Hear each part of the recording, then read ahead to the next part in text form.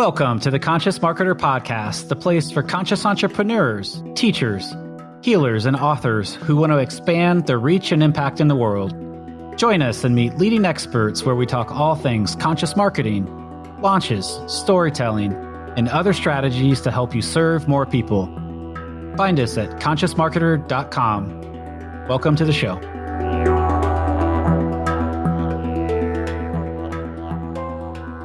Hi, it's Richard here, the host of the Conscious Marketer Podcast, and I'm joined by Kylie. Hi, Kylie.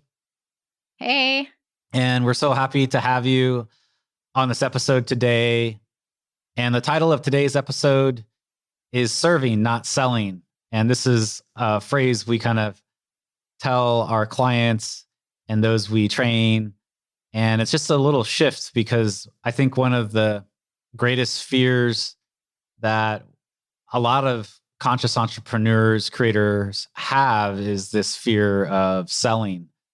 And what's interesting is when you start to realize that you don't really have to sell too hard. In fact, if you do that, you're probably doing it wrong. But if you come up with a different approach and you just think about serving and how to serve in a way that leads people naturally to want to ask you to work with you, then this is a huge shift and it can really impact your business and shift things inside your company. Kylie, do you have some thoughts on this? And what's been your experience working with kind of the people we work with and how they think about selling and how they could maybe approach it in a different way? Absolutely. Well, I'll start with myself because 10 years ago or so, I felt really creeped out by the idea of offering my work and receiving money for it. So I was happy to work really, really hard and make people a lot of money for very little return. And I felt really blessed to be able to do what I loved. And I was okay with that low fee that I was receiving in return until I started to make people more and more money. And I was bringing in multiple six figures to $1 million through the affiliate partnerships I was creating.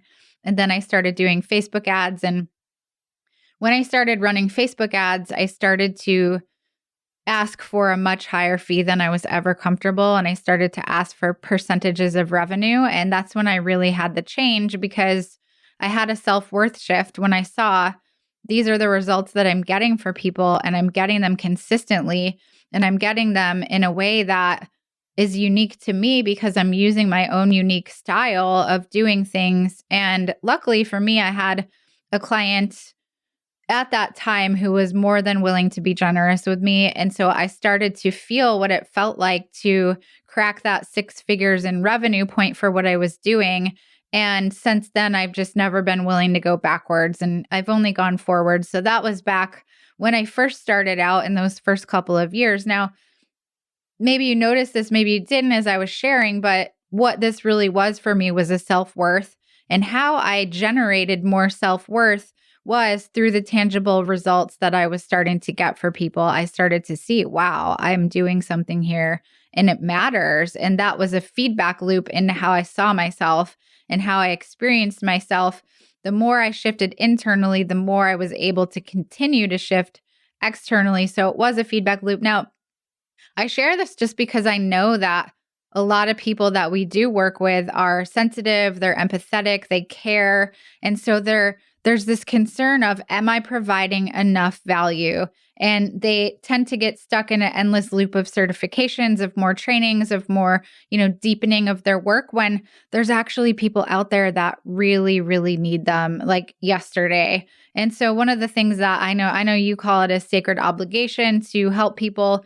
How I kind of see it is when there's people out there and they're hurting and they're suffering and they're struggling and you are the best person to help them, just start to really look at what is the value of the transformation that I provide and is it really selling or is it helping? That's what I would say about that. Yeah, that's great. And I think that also, just to make a few points, it used to be that you would, pre-social media days, you'd put a you'd market with a flyer or some advertisement or however you got to people. And then later on, the sales process would occur. But in today's market, marketing and sales have kind of merged together. And so when people are looking at your posts or your emails or your Facebook ads, they're always shopping, they're always trying to think, can this person provide something of value to me that I need? And are they going to make an offer? So I think it is kind of a sacred obligation if you can create some transformation in some people to be putting out content that helps people to understand that you know what to do and that you can help them. And sometimes it's not so much that you get out and are asking people to join all the time, but a lot of the serving that you can do before the selling happens is you can start to share all the transformation. You can start to share the case studies of people that you've worked with, and not from a place of, oh, look at how great I am because I helped this person, but actually saying, hey, this person had this problem and they did the work. And so what you're doing is you're actually giving that person the credit. It's kind of like the ultimate humility.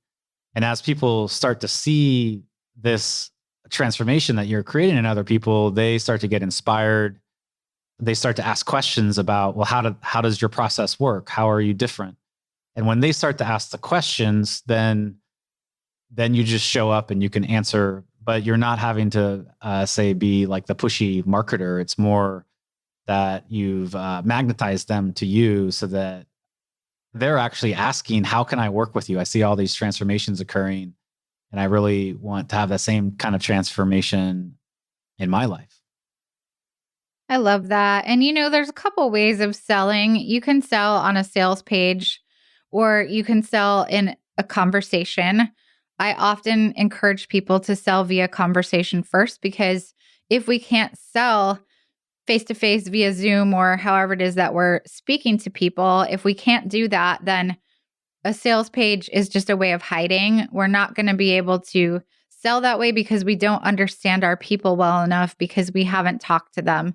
So I just want to speak into what is a sales conversation in the first place, because I think that's what intimidates people is, I'm going to sit down and I'm going to have to be pushy, or I'm going to have to arm wrestle or strong arm and all these different types of things.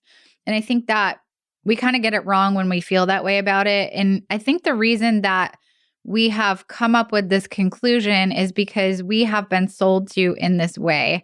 But this is conscious marketing, conscious sales. This is not 1980s car salesmen. I actually, this is a side point. I remember when my mom came to Florida when I was living in Florida, and this is great. She was helping me to buy a car. I had just gotten in a moped accident and I was really proud to ride my little moped around, but the accident was really bad. And so she came down to make me get a car. So we went to this dealership. I wanted a Dodge Neon so bad. I thought it was the cutest thing ever.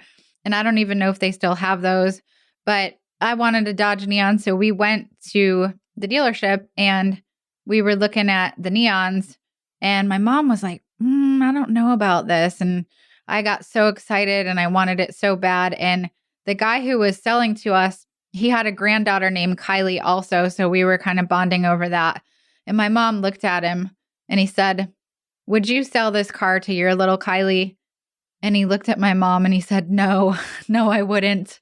So that was like conscious selling, and it to a certain degree, right? Because after a while he got really honest, and we didn't buy the car. I bought a Honda. It was a great little car. Had it for 5, 6, 7 years before it got, to the point where I couldn't drive it anymore. But being honest, right? So we've all had these conversations, and it reminds us of a used car salesman, which my used car salesman came clean in the end. So that was cool. But we've just all had these conversations to where we leave and we feel horrible. I've bought really high ticket programs that I then got absolutely no value out of. And even though the sales conversation, even though it did feel good, it did feel like I was being listened to and heard and understood. And the guy did tell me that he could really help me. I ended up getting nothing out of the program. So we've all had these experiences. Now, back to what is a sales conversation? Is it an opportunity to just get as much money in through the door. No, it's an opportunity to really understand somebody and to really understand what they need and what they want and why they don't have what they want and what they've tried in the past. And can I really add value to their life? And if I can, I ask them if they'd like to join, my program or buy my product or whatever it is. And if I can't, I tell them. And I'll tell you right now, we have a woman in our high ticket mastermind right now who told me she joined because when I was selling a copywriting program for a much lower price, she said, should I join this program? And I asked her what she was looking to accomplish with it. And I told her, you don't need it. Like, you literally do not need this program. That created so much trust that she ended up giving us a significant amount of money to work with us more closely. So that's my reframe of what a sales conversation can be. It should be as empowering for you as it is for the person, to where they're selling themselves into it. They're saying yes, or you're saying no, or they're saying no. And it's a beautiful spiritual experience, actually. Yeah, I love that. It's also that just to remind yourself that you're talking to somebody who has a life, has a soul. And so it's not just a sale. It's like you're working with a real person. And I think sometimes on social media and email, it's like a lot of this gets depersonalized, but you really are saving people's lives at the core, or at least transforming aspects of their lives. And I think one of the things that makes it easier too in those kinds of conversations too is if you know really who your brand hero avatar, your customer, your ideal client is, because a lot of times you're going to want to know who your customer isn't. And so you want to be ready to turn away any client that's not a good fit, maybe somebody who isn't as advanced, or maybe they need more advanced, whatever level you're teaching at or whatever you're offering, because then you're bringing in ideal people. Because otherwise what you're going to do is, if you're trying to convert everybody, which I think is a mistake, then you're bringing in people who aren't set up to get the transformation. And then that's going to reflect badly on you. And then you're not going to get things like testimonials and referrals.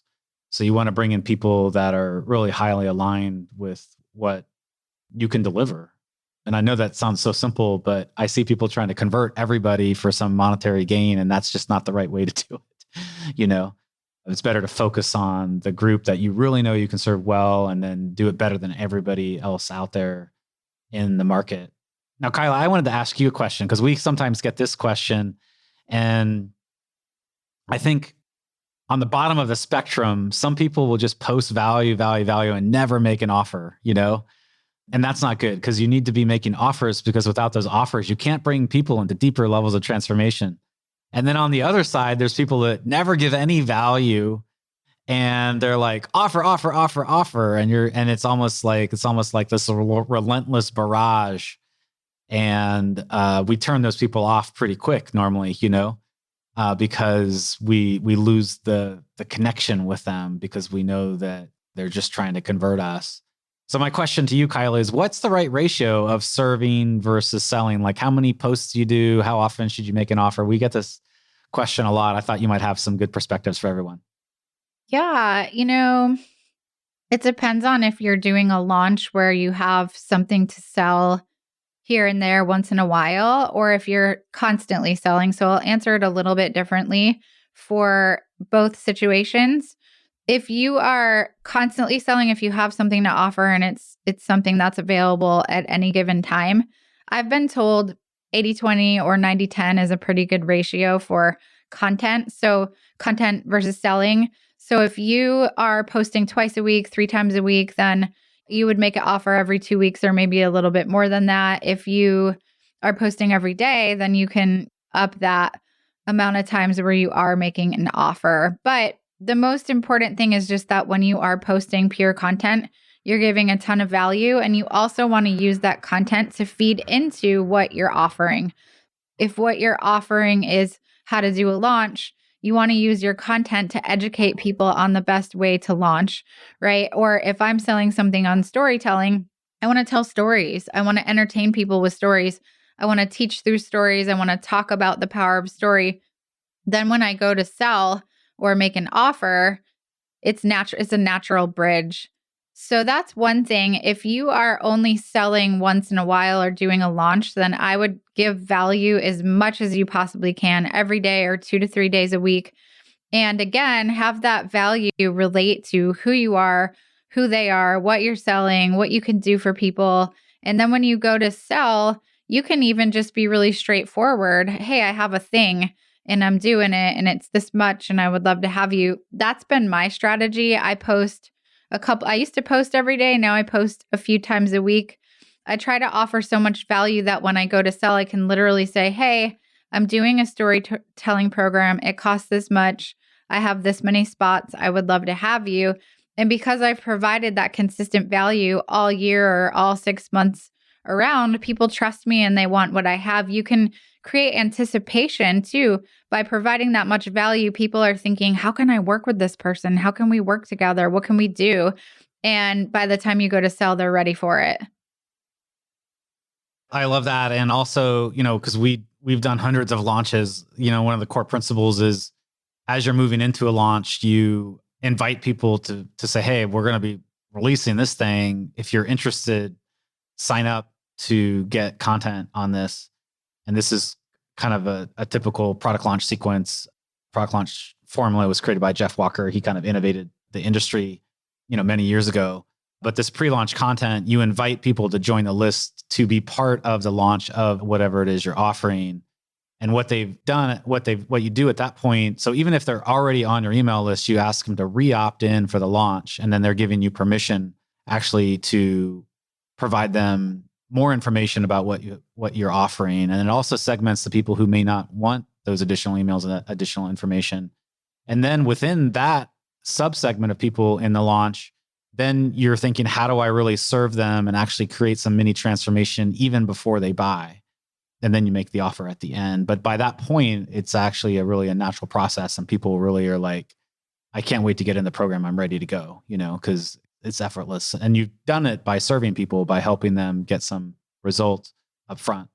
Well, I think this has been a really great episode. I think this is something that our conscious creators, entrepreneurs, healers, everybody out there, it's something that's an evolving mindset, an evolving stance in the market to really figure out how to go from just trying to sell and I don't want to sell to how do I serve so that the sale just comes so naturally that we almost have like people begging to work with us or asking, when are you going to make your next offer? That's the ideal situation, because when you have that situation, you fill up your programs really effortlessly and it becomes easier and you'll feel better about it. It's more authentic. It's more natural.